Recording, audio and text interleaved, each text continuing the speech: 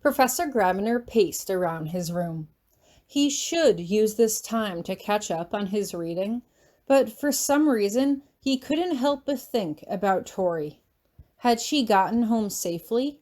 The snow had started to come down in thick sheets after most of the students had left, and he couldn't help but worry that perhaps she had been caught out in the snowstorm. He could check on her. He knew he could. Part of him wanted to, but another part of him didn't. Hadn't he just decided that he wasn't going to concern himself with Tori anymore? She was just a student.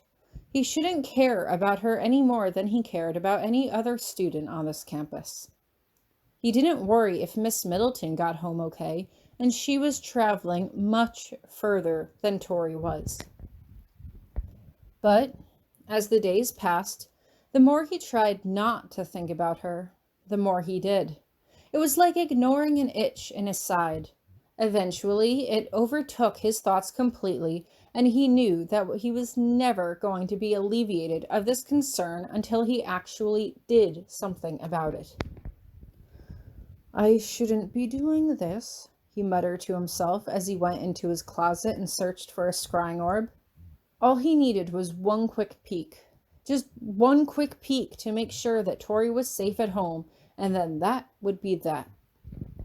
He placed the scrying orb on his desk and focused.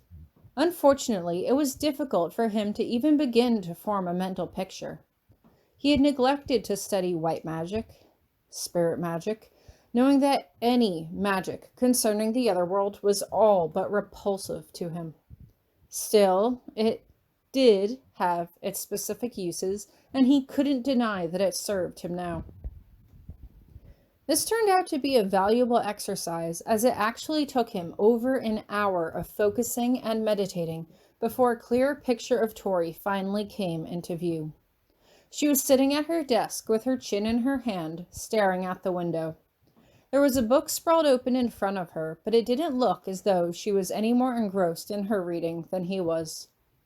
Instead, she just stared at the window, as if daydreaming. She reached up and twirled a strand of blonde hair around her finger before she sighed and stood up, plopping stomach first down onto the bed as she curled her pillow into her chest and just moped. This was not what he had expected at all. Where was her family? Her friends? It was Christmas Day. Surely she had to have... Suddenly, there's a knock on the door. Without giving Tori enough time to answer, the door opens up and a woman with short brown hair steps into view. "Hi, Tori. What you doing up here?" "Oh, just reading," Tori says as she sits up. "Why? What's up?" "Your father and I were just about to leave for the Braxtons' Christmas party," the woman says, and he can only assume that this was Tori's mother. "I was just wondering if there was anything you needed before we left." "Oh, not really." Tori shrugs. "Hey, is there still any leftover lasagna left in the fridge?" "Oh, your father ate that this morning." Her mother frowns.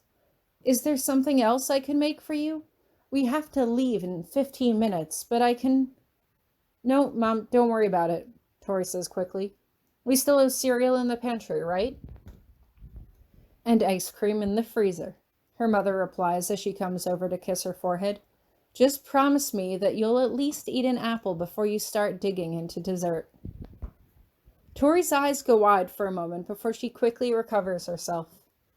"I will not promise you that, but I will tell you that there is a high likelihood that I will eat an apple before I eat ice cream." She pauses. "Maybe." Her mother chuckles. "Okay, we won't be back until late tonight, so don't wait up for us." "Okay," Tori calls after her. "Have fun.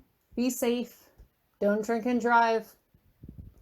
"Tell that to your father," her mother replies with a roll of her eyes before she closes the door behind her, and Tori's lip quirks in disgust as she sticks her tongue out at the closed door.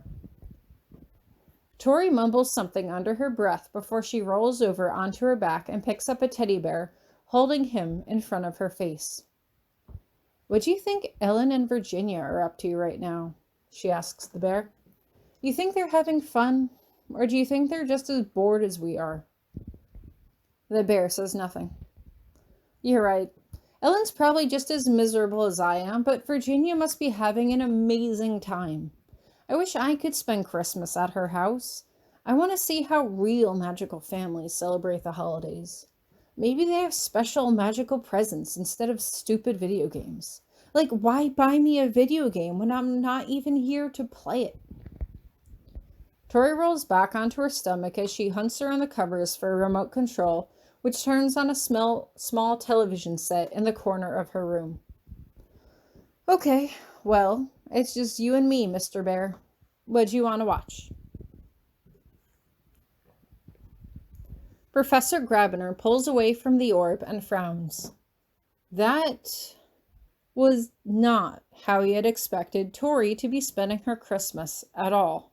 For some reason, he had expected her and her family to be curled up in front of a crackling fire and exchanging presents, or seated around a large dinner table packed with traditional American foods. Instead, they just left her to her own devices to let her stuff herself with cereal and ice cream while they went out and celebrated. Then again, this was something that all wild seeds probably experienced at one time or another.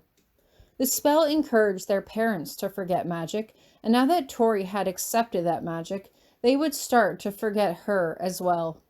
There were some wild seeds that still stayed connected to their non-magical families, but they were few and far between. He had never really considered how isolating it must seem to wild seeds, never to truly fit into the magical community and slowly becoming estranged from the family they had come to know. He had spent every Christmas by himself for more than a decade, never even speaking to anyone in the days preceding or following the annual holiday, but this was the first year he actually felt lonely. Was it because of Tori? She had always seemed so buoyant and happy whenever he spoke to her that, for some reason, he didn't stop to consider that there were some secrets that even Tori kept hidden. He didn't think that Tori was sad. She didn't know how to be sad. She was too young and she had not experienced enough of the world to know what sadness was. At least, that's what he told himself. But now he was starting to consider that maybe he was wrong. And that didn't just apply to Tori. That applied to every single student under his charge. He thought them all shallow and small-minded, but maybe, just maybe, he was wrong. He shook his head. Without realizing what he was doing, he used the scrying orb to open up the connection again, almost surprised by how quickly it came to him. Tori was sitting cross-legged on the bed now, with an open box of cereal lying on the bed on her right and a spoon sticking out of a gallon of ice cream on her left. Her teddy bear sat between her legs, its fur becoming a harbor for the crumbs that dribbled onto its head as she tried to crush cereal over each spoon of ice cream. He snorted and shook his head as he picked up a book and sat back in his chair. It was surprisingly easier to read with her beside him, and he contented himself to get lost in his own reading as Tori stuffed herself with ice cream and cereal late into the night and the early hours of the morning.